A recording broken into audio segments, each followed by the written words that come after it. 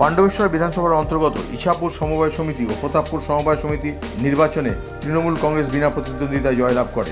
এরপর আজ অর্থাৎ বুধবার ইছাপুর গ্রাম পঞ্চায়েতের প্রাথমিক কৃষি ঋণদান উন্নয়ন সমবায় সমিতি লিমিটেডের বোর্ড গঠন করা হলো।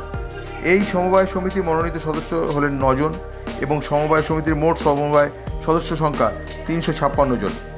এই সমবায় সমিতিতে সভাপতি নির্বাচিত করা হয়েছে উজ্জ্বল মণ্ডলকে, সম্পাদক কল্যাণ রায়চৌধুরী এবং সহসভাপতি রামপদ সোম। এদিন বোর্ড গঠনের অনুষ্ঠানে উপস্থিত ছিলেন পাণ্ডবেশ্বরের বিধায়ক নরেন্দ্রনাথ চক্রবর্তী।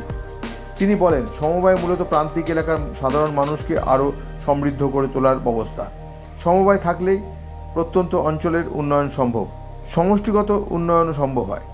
পাণ্ডবেশ্বর বিধানসভার অন্তর্গত প্রতাপপুর এবং ইছাপুর সমবায় সমিতি দুটি বিনা প্রতিদ্বন্দ্বিতায় জয়লাভ করার পর সমবায়ের সদস্যরা সাধারণ মানুষের পাশে থেকে তাদের সাহায্য করবেন। Subrata Bauri, LCW India, Ichapur.